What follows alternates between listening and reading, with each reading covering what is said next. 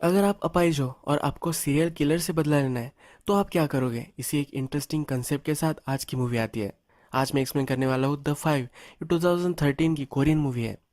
ये एक revenge thriller है। तो चलिए शुरू करते हैं। मूवी स्टार्ट होती है और हमारा मेन कैरेक्टर एना हमें दिखती है। एना के जॉब पर वो होती है। एना का जॉब जो होता है, इसमें वो ब्लॉक्स गिरा कर अलग अलग डिजाइन बना सकती है। वो टीवी कंपनी के लिए ये सब करती है। अब हमें एना की फैमिली दिखती है। इसमें इसकी डॉटर और इसका हस्बैंड है। ये जो फैमिली है, इन्होंने अभी अभी घर बाय किया है। इसको अच्छी तरह से मदर एंड डॉटर पेंट करते हैं। इस पर अपना नाम लिखते हैं। होम स्वीट होम का बोर्ड लगाते हैं। अपनी एक ब्यूटीफुल लाइफ की शुरुआत एक नए घर में वो करने वाले होते हैं। अब नेक्स्ट में हमें एक आदमी स्ट्रीट से जाता हुआ दिखता है। वो एक सुनसान जगह आता है। यहाँ पर एक प्रोस्टिट्यूट होती है, उसे उठा लेता है और अपने घर लेकर जाने वाला होता है। घर जाने से पहले एक सुपर शॉप में आता है। इसी सुपर शॉप में एना, उसकी डॉटर और उसका हस्बैंड, ये तीनों आए हुए होते हैं। एना के हस्बैंड को सिगरेट पीने की आदत होती है। एना को अच्छा नहीं लगता तो उसे वो क्विट करवाना चाहती है। एना का हस्बैंड यहाँ सिगरेट लेता है, पर इसके लिए वो मना कर देती है। डॉटर जब शॉपिंग कर रही होती है तो इस प्रोस्टिट्यूट को देख लेती है। ये दोनों सेम ही एज की होती है और ये दोनों एक ही स्कूल में पढ़ती है।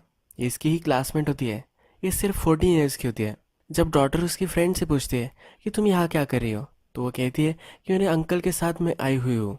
जिस आदमी ने इस प्रोस्टिट्यूट को उठाया था, उसे वो अपना अंकल बुलाती है। एना अपने डॉटर से पूछती है कि वो कौन थी, तो ये बता देती है वो अपने अंकल के साथ आई है। ये भी उससे कहती है। यहाँ एना इस आदमी को देख लेती है। अब हमें नेक्स्ट सीन में यही प्रोस्टिट्यूट और वो आदमी दिखता है। ये टेबल पर पड़ी हुई होती है। ये जो आदमी है, ये एक्चुअल में सीरियल किलर होता है।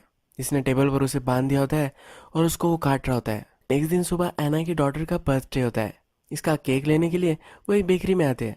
एना की डॉटर को एक स्पेशल केक चाहिए होता है, पर उसे वो लेने नहीं देती। ये बहुत ही अनहेल्दी होता है, ऐसा उसे लगता है। एना की डॉटर नाराज होकर उस शॉप से बाहर आ जाती है। स्ट्रीट पर वो अपने क्लासमेट के अंकल को देखती है। उसके पास हो जाती है। उसे कहती है कि मैंने तुम्हें कल देखा था। एना कहाँ है, इसके बारे में उसे पूछती है। अब जो ये किलर है, इसे प्रॉब्लम हो चुकी है। जिस लड़की को उसने मारा है, इसे ले जाते हुए एना की डॉटर ने देख लिया है। ये सिचुएशन उसे हैंडल करनी होती है। एना को कहता है कि वो तुमसे मिलना चाहती है। वो मेरे घर पर है, क्या तुम उससे मिलने चलोगी? अगर तुम्हें ट्रांसपोर्ट का प्रॉब्लम होगा तो मैं तुम्हें छोड़ दे सकता हूँ। एना की डॉटर कहती है कि मुझे आज ज़रा लेट हो रहा है। एना की मदर भी वहाँ आती है। मदर के पास फिर वो चली जाती है। ये दोनों जब जा रहे होते हैं तो इनकी नंबर प्लेट ये सीरियल किलर देख लेता है। रात में जब ये केक काटते हैं तो एना की डॉटर उनसे प्रेजेंट मांगती है। एना और उसके हस्बैंड, ये दोनों एक दूसरे से झगड़ने लग जाते हैं। ये प्रिटेंड कर रहे होते हैं कि इन्होंने इसके लिए कुछ भी प्रेजेंट नहीं लाया है। एना फिर जब हॉल में जाती है तब उसे देखता है कि वहाँ एक डिज़ाइन बनी हुई है। एना ने बॉक्स की ट्रिक की होती है। ये ट्रिक जब खत्म हो जाती है तो इसके लास्ट में एक अच्छा सा मोबाइल होता है। ये देखकर एना की डॉटर बहुत ही खुश हो जाती है। रात में जब एना और एना का हस्बैंड सोने जा रहे होते हैं, उससे पहले एना का हस्बैंड बाहर आ जाता है। वो जब उसका लाइटर निकालता है, उस पर लिखा होता है कि डैड प्लीज डोंट स्मोक, यानी कि उसकी डॉटर ने एक कार्व किया होता है। ये देखकर उसे हंसी आ जाती है, पर एना यह सब देख लेती है। एना बहुत ही ज़्यादा गुस्सा हो जाती है क्योंकि अपने हस्बैंड को उसे स्मोक नहीं करना देना होता। एना गुस्से गुस्से में ही शावर में चली जाती है। उसे कुछ आवाज़ें सुनाई देती है। जब वो बाहर आती है और पानी पीती है, तब किलर उसके पीछे खड़ा हुआ होता है। ये हॉल में देखती है तो उसका हस्बैंड और उसकी डॉटर दोनों घायल पड़े हुए हैं। ये किलर फिर उसको भी जख्मी कर देता है। ये अलार्म बजाने की कोशिश करती है, पर ये कर नहीं पाती। इसके बाद एना हमें डायरेक्टली हॉस्पिटल में दिखाई गई है। एना का ब्लड टाइप RH O होता है। डॉक्टर जब ये देखता है तो कहता है कि बहुत ही कम लोगों का होता है, यानी कि जो ब्लड एना को लगने वाला है वो भी कम ही अवेलेबल होगा। डॉक्टर जो होता है, इसका अलग एजेंडा इसके पीछे होता है। एक्चुअल में डॉक्टर की बेटी भी इसी हॉस्पिटल में एडमिट हुई होती है। इसकी बेटी का भी ब्लड ग्रुप यही होता है, पर इसकी बेटी बहुत ही ज़्यादा सिक होती है। इसे ऑर्गन ट्रांसप्लांट की ज़रूरत होती है। जब प्रेस कॉन्फ्रेंस चलती है तो डॉक्टर से पूछा जाता है कि क्या ये बच सकती है। उसके मन में ज़रा कन्फ्लिक्ट होती है। लास्ट में कह देता है कि इसके जीने के चांसेस बहुत ही कम है। रात में फिर एक इंजेक्शन लेकर एना के रूम में आता है। एना अनकॉन्शियस होती है, पर उसे सब याद आता रहता है।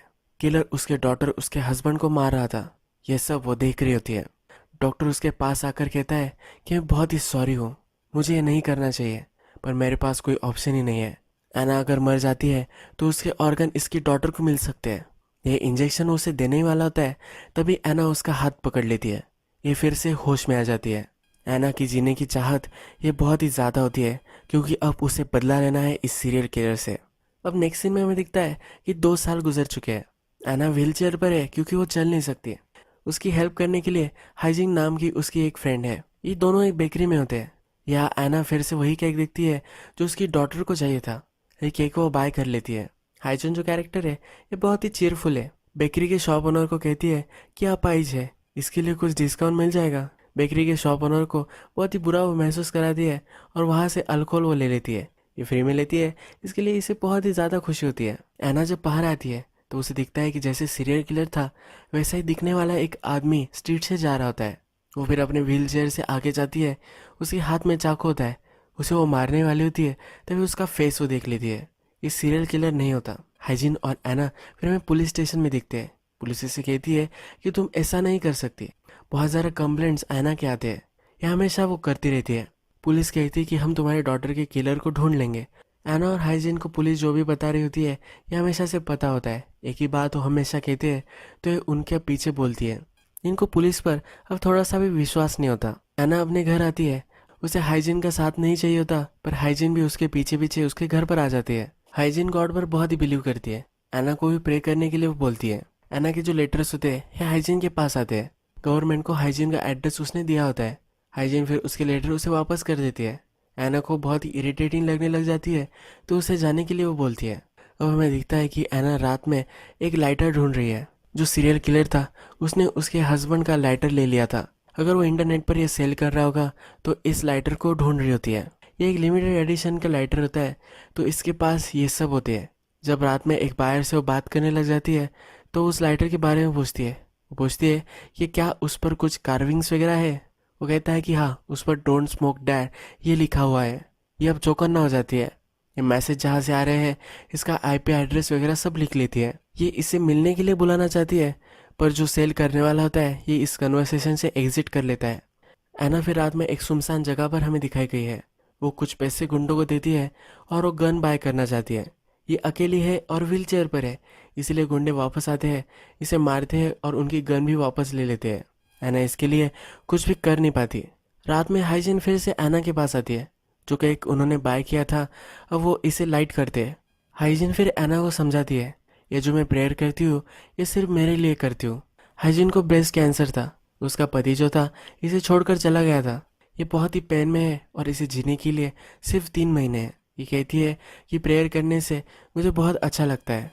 वो एना को भी कहती है कि अभी भी तुम्हारे पास बहुत सारी चीज़ें हैं जिसके लिए तुम ग्रेटफुल हो सकती हो। तुम्हारे ऑर्गन से तुम्हारी बॉडी है ये हेल्दी है। तुम पैरालाइज्ड हो पर इससे ज़्यादा कुछ फर्क नहीं पड़ता। तुम गॉड को इन सब चीज़ों के लिए अभी भी थैंकफुल हो सकती हो।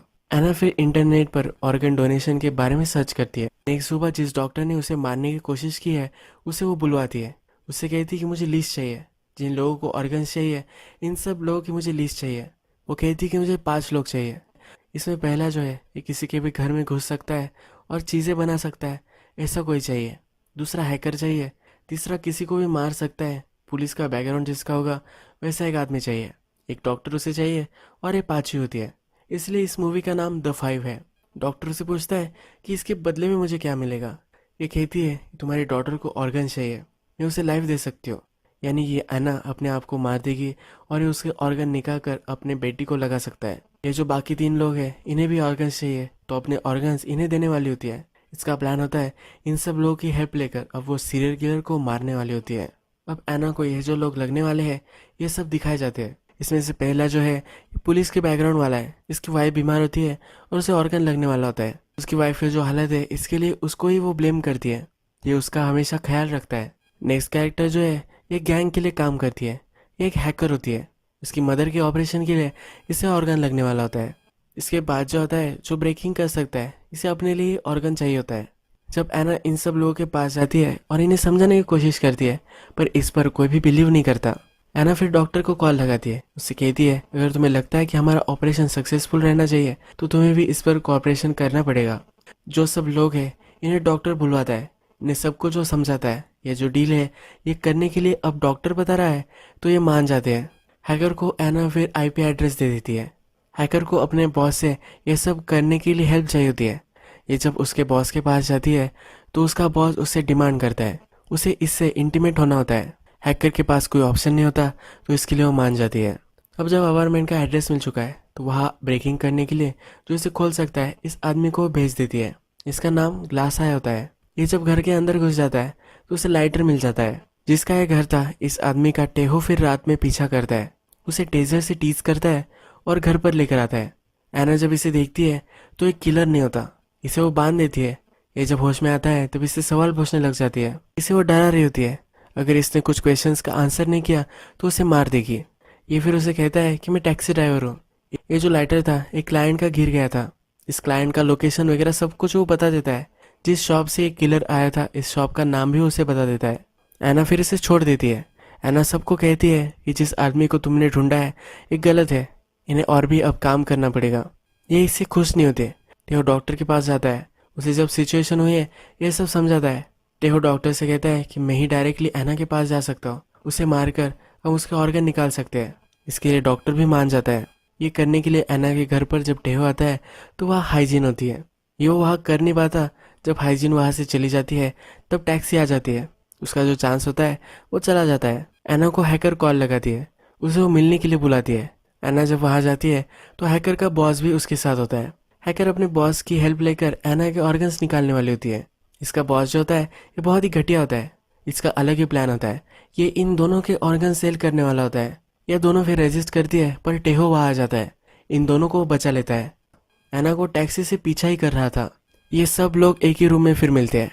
जो सब सिचुएशन अब हो गई है इस पर वो डिस्कस करते हैं। एना फिर उन्हें एक गोली दिखाती है। वो कहती है कि अगर मैंने एक गोली ले ली तो मेरे सब ऑर्गन्स खराब हो जाएंगे, ये किसी को भी काम में नहीं आएंगे। अगर मुझे फिर से तुमने मारने की कोशिश की तो मैं ले लूँगी। वो फिर उन्हें उसके पुराने घर पर लेकर आती है। इस सीरियल किलर ने कैसे उसके हस्बैंड और उसकी डॉटर को मारा है ये सब उन्हें कहती है। इन सब को बहुत ही बुरा लगता है और इसे पूरी तरीके से मदद करने के लिए वो रेडी हो जाते हैं। ड्राइवर ने एना को सीरियल किलर को उसने कहाँ छोड़ा था इसका पता दे दिया था। जिस शॉप में वो गया था इसे वो भी मालूम है। हैकर की मदद से वहाँ से वो कस्टमर बेस निकाल लेती है। हर नंबर पर वो कॉल करती है। इसमें से एक नंबर हैकर का होता है।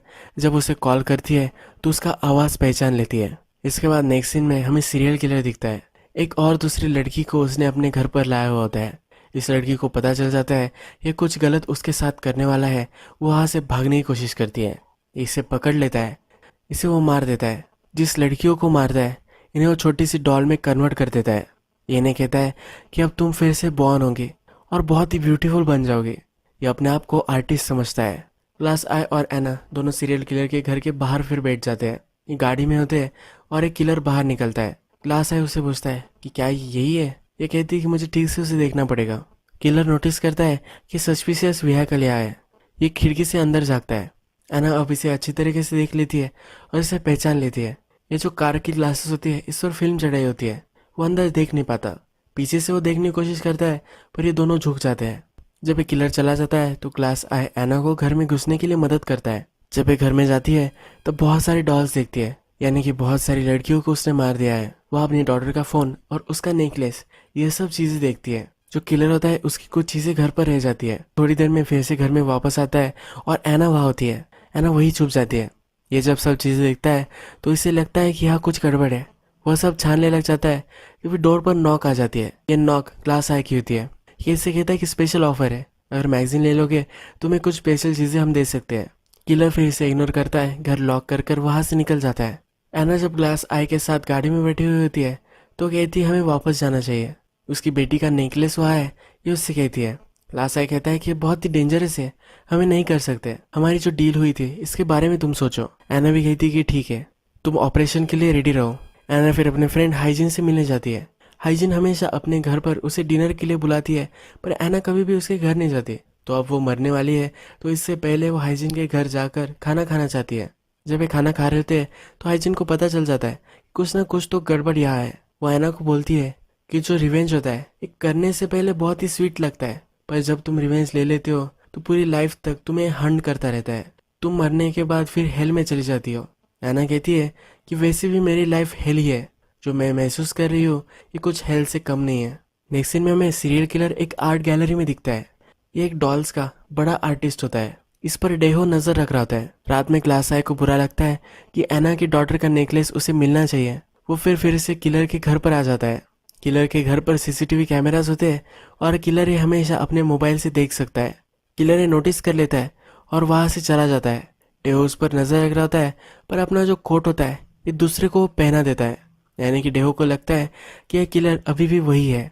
किलर फिर घर पर आता है और ग्लायस को मारता है। उसे वो बांध देता है और उसकी सब चीजें देखता है। इसके पॉकेट में इसे वो नेकलेस मिलता है। किलर उससे पूछता है कि नेकलेस किसके लिए है। ये कहता है कि मेरे डॉटर के लिए है। जब ग्लास आई की फैमिली फोटो देखता है तो इस फैमिली में उसकी डॉटर नहीं होती। इसे फिर शक जाता है, और भी जब ये छानता है तो किलर को उसके ही घर का एड्रेस लिखा हुआ मिलता है। अब इसे शक जाता है कि कोई उसे मारना चाहता है। ग्लास आई का वो मर्डर कर देता है। जिस कागज पर एड्रेस लिखा हुआ था वो प्रिस्क्रिप्शन लेटर का था।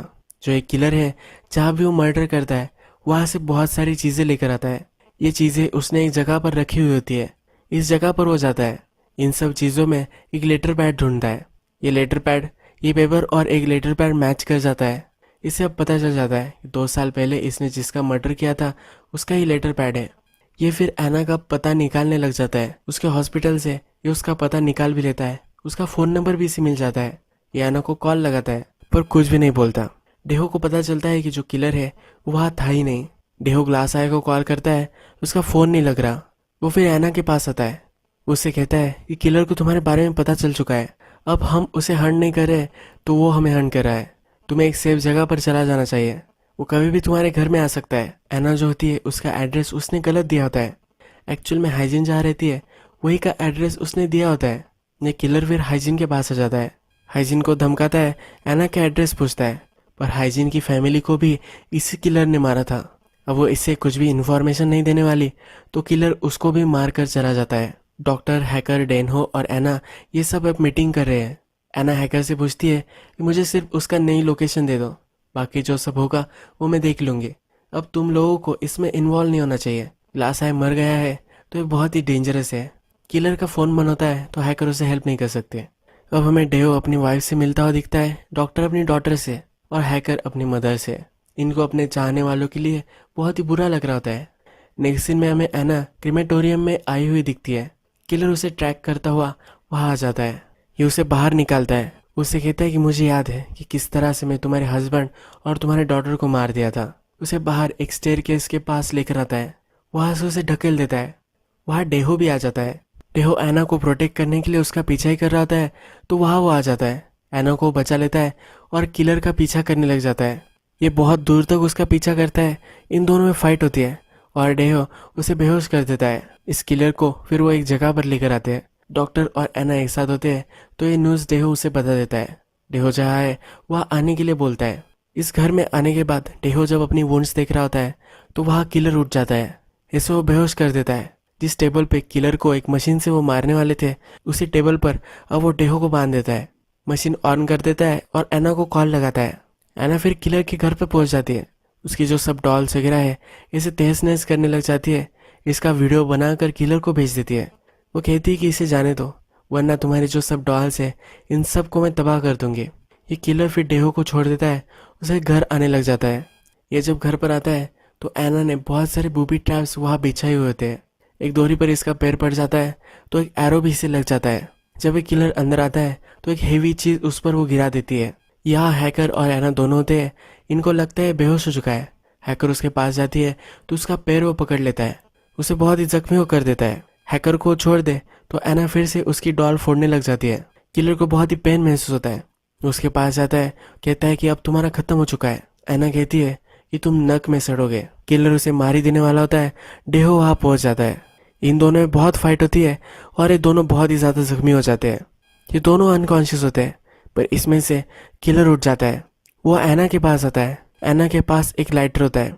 जो किलर है इसने एक बड़ी सी डॉल बनाई होती है और अपना जो आर्ट है इसके लिए बहुत ही प्राउड होता है। इस डॉल को एना ने ऑलरेडी पेट्रोल में गीला कर दिया होता है। ये लाइटर जलाती है और फेंक देती है।